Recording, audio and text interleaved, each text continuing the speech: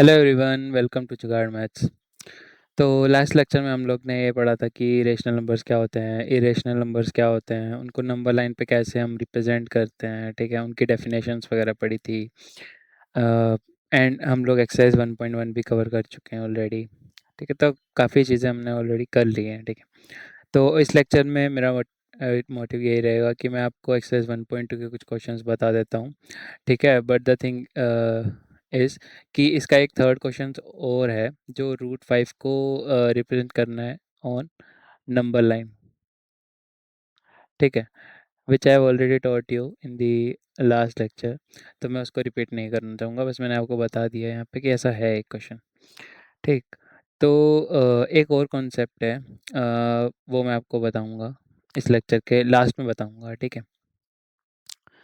तो अभी के लिए एक्सरसाइज 1.2 करेंगे, बट उससे पहले मैं आपको एक और चीज़ बताना चाहता हूँ कि देखो, मैं एनसीईआरटी की जो पुरानी बुक थी वो कंसीडर कर रहा हूँ। तो उसके अंदर नंबर सिस्टम जो है वो फर्स्ट चैप्टर है, ठीक है। एंड अभी क्या हुआ है कि एनसीईआरटी ने एक नई बुक पब्लिश की है, गणित मंजरी करके।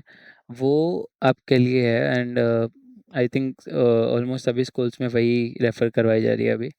तो मैं इस चैप्टर को तो पुरानी एनसीईआरटी से ही कवर करूँगा, बट जो नया नए चैप्टर स्टार्ट करूँगा वो न्यू बुक के अकॉर्डिंग होंगे, ठीक है। तो एंड इस चैप्टर के अंदर कुछ-कुछ चीज़ें हैं, लाइक कुछ एक्सरसाइज़ेज़ हैं जो पुरानी एनसीईआरटी में नहीं है बट हाँ, नई में है। तो मैं ऐसा करूँगा कि इस प्लेलिस्ट के लास्ट लेक्चर के अंदर वो सारी चीज़ें कवर करा दूँगा जो अभी नई बुक में है बट पुरानी में नहीं प्रेज़ेंट है, ठीक है।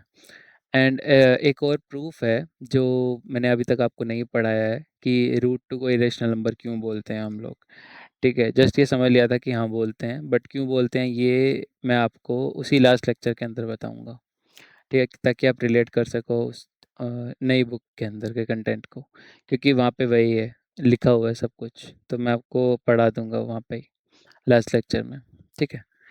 तो without any delay let's start this lecture. तो अभी हम लोग एक्सरसाइज 1.2 की बात करते हैं, ठीक है। तो कुछ स्टेटमेंट्स ट्रू है या फॉल्स है ये सब हमें बताना है। अभी जैसे देखो, फर्स्ट स्टेटमेंट ये लिखा है कि every irrational number is a real number. Yes, obviously, क्योंकि रियल नंबर बनते किससे हैं? Combinations of rational plus irrational numbers, ठीक है। एंड फिर हमारे पास सेकेंड क्वेश्चन ये आता है कि every point on the number line is of the form √m where m is a natural number, ठीक है। अभी अगर हम नंबर लाइन पे सिर्फ पॉजिटिव नंबर्स की बात करें, ठीक है, सिर्फ पॉजिटिव नंबर्स की, क्योंकि इसने m को नेचुरल नंबर बोला है।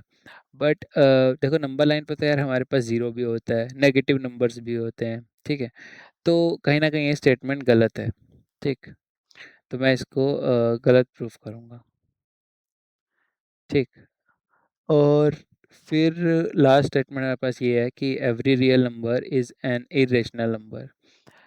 ये गलत है, क्योंकि देखो, रियल नंबर्स बनते किससे? रेशनल प्लस इरेशनल से बनते हैं। तो सारे इरेशनल नहीं होते हैं, ठीक है, कुछ रेशनल्स भी होते हैं। तो ये स्टेटमेंट भी गलत है। Let's now move to the second question, ठीक है, which is are the square roots of all the positive integers irrational. अभी जैसे देखो, एक चीज़ है कि सारे पॉजिटिव इंटीजर्स के स्क्वायर रूट जो है इरेशनल है या नहीं है। या देखो, √2 मैंने आपको बताया था, √3 बताया था, बट मैंने कभी बोला कि √4 इरेशनल नंबर होता है? नहीं होता है, क्योंकि वो 2 है उसका आंसर, और वो रेशनल नंबर है, ठीक है। तो हम उसको कभी भी इरेशनल की कैटेगरी में नहीं लिख सकते, तो हमारी ये स्टेटमेंट फॉल्स है। एंड जब आपको एग्जांपल देने होंगे to to justify this statement, तो आप लोग ऐसे एग्जांपल्स दोगे जो परफेक्ट स्क्वायर होंगे, जैसे √9 बोल दो, √16 बोल दो, ठीक है, √25 हो जाएगा, एंड सो ऑन। ऐसे एग्जांपल्स देके आप जस्टिफाई कर सकते हो अपने स्टेटमेंट को, ठीक है। और थर्ड क्वेश्चन मैंने आपको ऑलरेडी लास्ट लेक्चर में कवर कर दिया, तो मैं यहाँ पे नहीं रिपीट करूँगा, ना ही मेरा टाइम वेस्ट करूँगा, ना आपका, ठीक है। तो अभी नए क्वेश्चन के ऊपर चलते हैं, बट ये क्वेश्चन ना एक नया कंसेप्ट समझाएगा आप लोग को, तो थोड़ा ध्यान से देखना। जैसे देखो, इसने बोला है कि डेसिमल एक्सपेंशन हमें बताना है 10/3 का, ठीक है। इसका करते हैं पहले। तो ये आएगा 3.3333, ठीक है, अभी आप इसको क्या बोल सकते हो, 3.3 डैश 3 बार, सॉरी। ठीक है, इस ये क्या है देखो, ये नॉन टर्मिनेटिंग है ना? नॉन टर्मिनेटिंग है, रीअकरिंग है।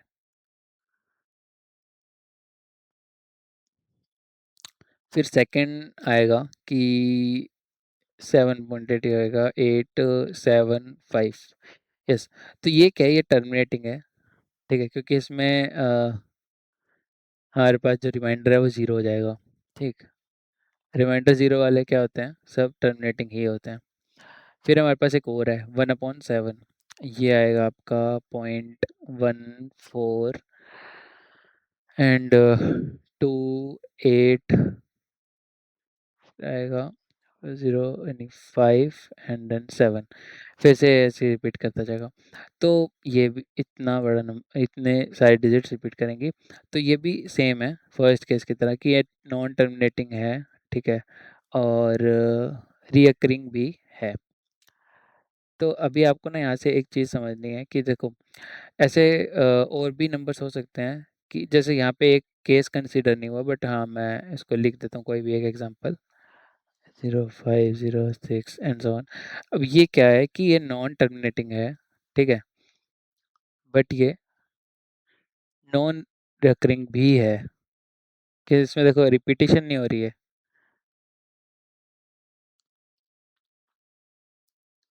ठीक है, तो अभी के लिए ना आप दो चीज़ ये समझ के चलो कि हमारे पास ना दो केस हैं। पहला केस तो ये है कि हमारा जब रिमाइंडर ज़ीरो हो जाए, है ना, ज़ीरो हो जाए, तो उसको हम क्या बोलेंगे, टर्मिनेटिंग।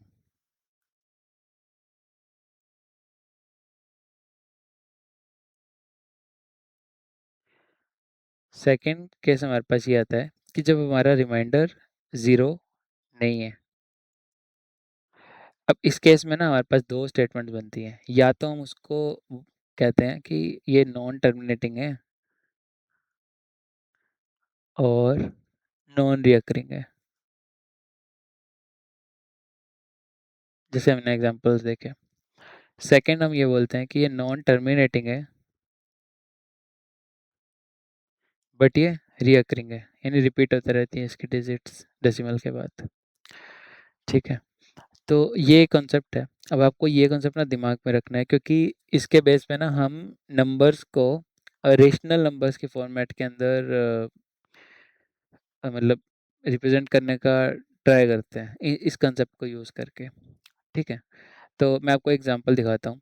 जैसे देखो, इसमें ना एक सिंपल सी चीज़ याद रखना कि जैसे अगर कोई नंबर टर्मिनेटिंग है, तो टर्मिनेटिंग नंबर के लिए आप क्या करोगे ना, अ, वो डेसिमल हटा के, if if the number has decimal, तो उस डेसिमल को हटा के डिवाइड में 10 की पावर उतनी ही लिख देना।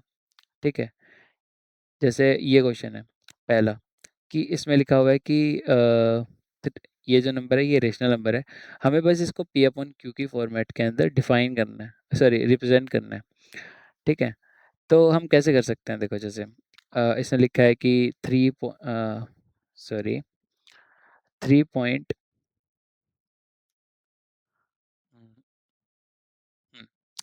तब इसे इसने कहा 3.142678, ये कोई नंबर है। ठीक है, मैं इसको एक्स मान लेता हूँ।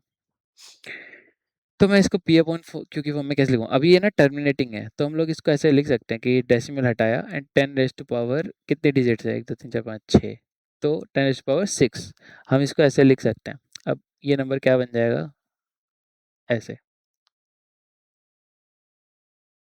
तो ये हो जाएगा पी अपॉन क्यू फॉर्मेट के अंदर, जहाँ पे क्यू ज़ीरो नहीं है। ठीक है, अब ऐसे टर्मिनेटिंग नंबर्स को ऐसे रिप्रेजेंट करने के लिए आप यही तरीका यूज़ करोगे हमेशा। ठीक है, ऐसे आप कैलकुलेशंस भी करोगे ना बहुत सारी, तो आपको बहुत चीज़ें कटती दिखेंगी। जैसे मान लो जब आप कभी कैलकुलेशन ऐसे करते दिखो कि 3.14 डिवाइड बाई 2.672, अभी देखो कितनी डिजिट नीचे ज़्यादा है, नीचे ज़्यादा है तो ऊपर में उतनी पावर मल्टीप्लाई कर देना। यहाँ पे ऊपर दो है नीचे तीन है, तो ऊपर एक से एक 10 मल्टीप्लाई कर दो। ठीक है, जैसे मान लो 3.126 है, नीचे 4.2 है।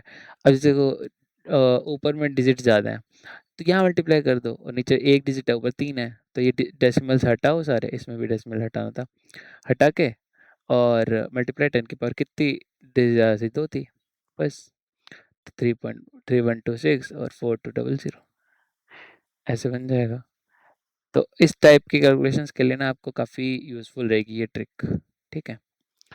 क्योंकि देखो डेसिमल हटा के आप उसकी अपोजिट साइड में 10 की पावर से डिवाइड या मल्टीप्लाई तो करने वाले हो ही उस नंबर को, तो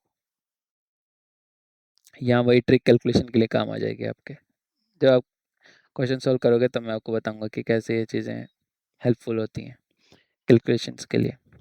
अच्छा, अभी हमारे पास सेकंड केस आया। जैसे क्या होता है कि कई बार ना हमारे पास नॉन टर्मिनेटिंग नंबर्स रहते हैं, ठीक है, और वो रिकरिंग भी हो सकते हैं, नॉन रिकरिंग भी हो सकते हैं। तो मोस्टली हमारे पास रिकरिंग नंबर ही होंगे जिनको हम ऐसे रिप्रेजेंट कर सकेंगे, क्योंकि सॉरी, हाँ, क्योंकि जो नॉन रिकरिंग नंबर्स हैं उनका हम एग्जैक्ट फॉर्म नहीं लिख सकते हैं पी अपॉन क्यू, क्योंकि वो हमें नहीं पता है कब कहाँ एंड हो रहा है, ठीक है। तो ऐसे क्वेश्चंस को सॉल्व करने के लिए एक तरीका होता है, जैसे हम पहले ना सबसे पहले इन नंबर्स को एक्सलेट कर लेते हैं गोजन, एंड हम इसको ऐसे भी लिख सकते हैं 0.3 डैश, ठीक है।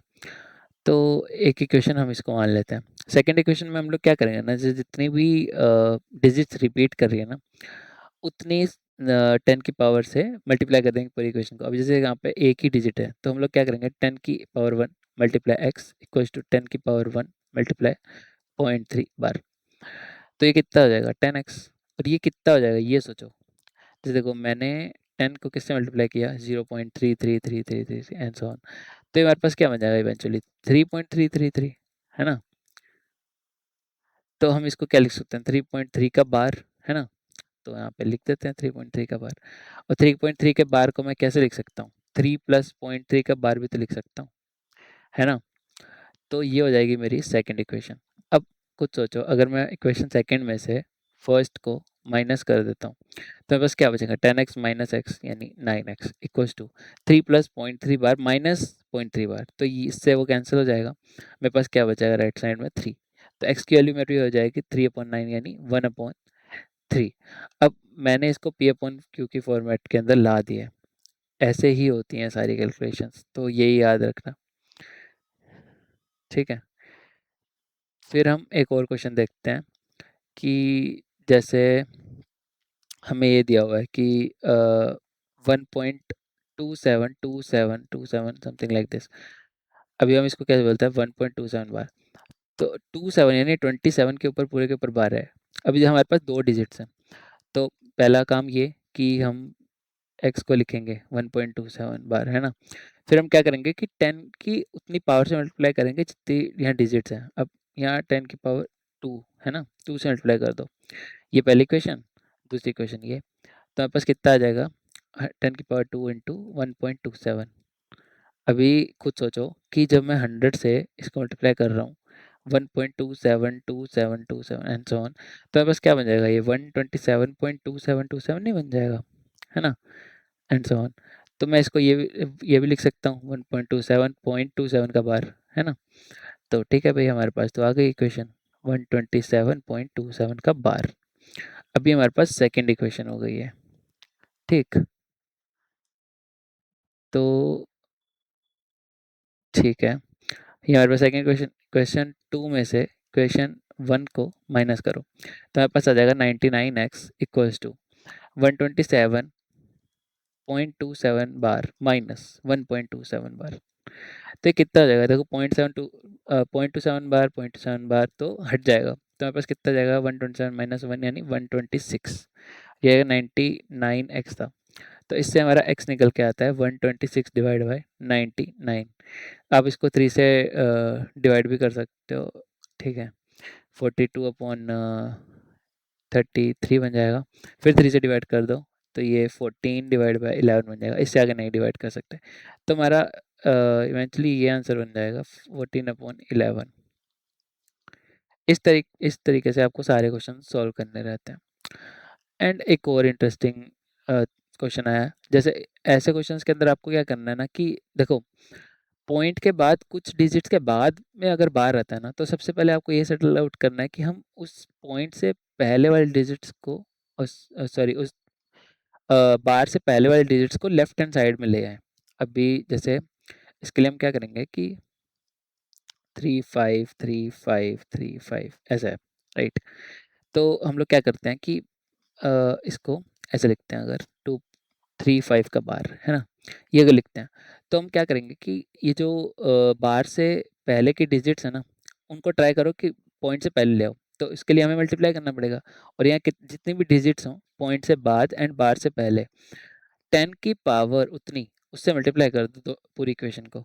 जैसे यहाँ पे एक ही डिजिट है 2, और ज़्यादा होती तो हम 10 की पावर उतने से मल्टीप्लाई करते हैं, तो यहाँ 10 की पावर 1 से दोनों साइड में मल्टीप्लाई कर दो 0.235 का बार। तो अभी हमारे पास क्या बन जाएगा, 10x इक्वल्स टू ये कितना बन जाएगा 2.35 का बार, राइट। हम इसको अपनी पहली इक्वेशन बना रहे थे। अभी तक हम लोग क्या कर रहे थे, जो हमारे पास स्टार्टिंग में था हम उसी को ही फर्स्ट इक्वेशन बना रहे थे, बट इस टाइम हम ऐसा नहीं करेंगे। हम राइट हैंड साइड में सिर्फ बार वाला पोर्शन रखेंगे एंड लेफ्ट उससे पहले के हिस्से को थोड़ा सॉर्ट आउट करने का ट्राई करेंगे। अभी मेरे पास एक इक्वेशन आ गई। सो सी, फिर से हमारा वही वही तरीका कि हमारे पास जितने डिजिट्स के ऊपर बार लगाए 10 की पावर उतनी से पूरी इक्वेशन को मल्टीप्लाई कर दो। ठीक है, तो अभी हमारे पास 10 की पावर 2 से मल्टीप्लाई कर दो पूरी इक्वेशन को, इक्वेशन 1 को मल्टीप्लाई कर दो 10 की पावर 2 से। तो अभी तक की कैलकुलेशन से आपको ये तो चीज़ समझ में आ ही गई होगी कि ये हो जाएगा। इसको जब मल्टीप्लाई करोगे तो क्या बन जाएगा 235 प्लस 0.35 का बार। ठीक, अभी मैं इसको क्या लिख सकता हूँ 2 प्लस 0.35 का बार। तो मेरे पास दो इक्वेशन आ गई। इक्वेशन 2 में से अगर मैं इक्वेशन 1 को माइनस करता हूँ, ठीक है, तो ये मेरा 990x बन जाएगा, और ये हो जाएगा 235 माइनस 2, क्योंकि 0.35 कैंसिल हो जाएगा, तो मेरे पास ये आ जाएगा। तो x की वैल्यू मेरे पास ये आ जाएगी। समझ रहे हो, इस टाइप से आप ऐसे क्वेश्चंस को सॉल्व करते हो। ठीक है, समझ गए। अभी देखो नेक्स्ट लेक्चर से पहले, मतलब एक्सरसाइज 1.3 से पहले एक और क्वेश्चन है कि आप लोग के पास अभी तक का क्या था कि मैं आपको हमेशा ये बताता था कि दो नंबर्स के बीच में आपको रेशनल नंबर कैसे फाइंड करना है, बट इस नए क्वेश्चन में क्या है कि आपको इरेशनल नंबर्स फाइंड करने हैं दो नंबर्स के बीच में। अभी इरेशनल नंबर्स होते कौन से थे जो मैंने आपको बताए थे कि विच आर नॉन टर्मिनेटिंग, है ना, एंड नॉन रिकरिंग। तो अब क्या करोगे, देखो 1.7 और 2.7 का कुछ तो आंसर आएगा, उसके बीच में कोई भी एक ऐसा नंबर चूज कर लो, ठीक है, जिसमें टर्मिनेशन नहीं होना चाहिए और रिकरेंस नहीं होनी चाहिए। जैसे ठीक है, मैं आपको एक एग्जांपल बताता हूँ। इसका आएगा 1 4, फिर 2, फिर 8, उसके बाद में 5 एंड देन 7, फिर ये रिपीट करेगा, तो मैं ये वाला लगा देता हूँ। अभी 2 है तो इसको 2 से मल्टीप्लाई कर दो डायरेक्ट, तो ये आ जाएगा 0.285, थिंक यहाँ 7 होगा, 14 बनेगा 4 1, आई थिंक ऐसा कुछ होगा। ठीक है, जो भी कैलकुलेशन हो आप लोग देख लेना। ठीक है, तो अभी हमारे को इन दोनों के बीच में एक ऐसा नंबर बताना है जो इरेशनल हो। तो हम लोग क्या कर सकते हैं, जैसे हम ये भी बोल सकते हैं 0.6253 एंड सो ऑन, कुछ भी नंबर चलते जा रहा है, ठीक है, which it is non terminating and non recurring, तो ये हमारे पास एक इरेशनल नंबर हो जाएगा। ठीक है, तो इस तरीके से ना आप लोग को ऐसे क्वेश्चन सॉल्व करने होते हैं, एंड आप किसी भी एक रेशनल नंबर को जो डेसिमल फॉर्मेट में है उसको कैसे पी अपॉन क्यू की फॉर्मेट के अंदर लाते हो, ये क्वेश्चंस ऐसे सॉल्व करते हैं, मतलब इस तरीके से सॉल्व किए जाते हैं। ठीक है, तो अभी के लिए इतना ही guys, and thank you so much for listening this lecture. And आप लोग लेक्चर पूरा देखा करो। आई नो काफ़ी अलग तरीका है मेरा पढ़ाने का, बट हाँ, अगर आप एक बार पढ़ने लग जाओगे, पूरी मैथ्स आप एक बार पढ़ने लग जाओगे तो आपको मैथ्स बहुत ईजी लगने लग जाएगी, क्योंकि मैथ्स इतनी टफ होती नहीं है जितना उसको बना देते हैं। ठीक है, आप लोग को बस मुझे तरीके समझाने हैं कि आप लोग कैसे सोच सकते हो, सोचना सिखाना है बेसिकली मुझे, और वो I think her her teacher नहीं सिखाता है। बस टीचर्स लोग क्या करते हैं, आप लोग को बस ये बता देते हैं कि ये क्वेश्चन ऐसे होगा, ऐसे होगा, ऐसे होगा, बट हाँ, सोचना नहीं समझाते हैं। बट मुझे आपको यही समझाना है कि आप किसी क्वेश्चन को कैसे सॉल्व करते हो, कैसे माइंड में उसकी कैलकुलेशन रखते हो, ठीक है? अभी तो इतना कुछ ख़ास आया नहीं है, बट हाँ, जब आएगा तो आपको खुद खुद समझ में आएगा कि हाँ, येस आई एम राइट। कैसे हम क्वेश्चन को बहुत जल्दी सॉल्व करते हैं माइंड में, ठीक है? जब आप पढ़ोगे इंटीग्रेशन, डिफरेंशिएशन, अभी तो कुछ भी नहीं हुआ है, अभी तो बस ट्रिग्नोमेट्री हुआ है और बेसिक नंबर सिस्टम चल रहा है। तो ये भी काफ़ी ईज़ी है। आप लोग नंबर सिस्टम में भी माइंड में आंसर बता सकते हो कि हाँ, इसका आंसर ये बनेगा। कैलकुलेशंस करके, ये कॉमन डिविज़र से डिवाइड वगैरह करके सब बता सकते हो, ऐसा कुछ नहीं है। बट हाँ, उसके लिए आपकी थोड़ी कैलकुलेशंस वाला पार्ट थोड़ा अच्छा होना चाहिए। ऐसे हवा में नहीं बता सकते कुछ भी, ठीक है?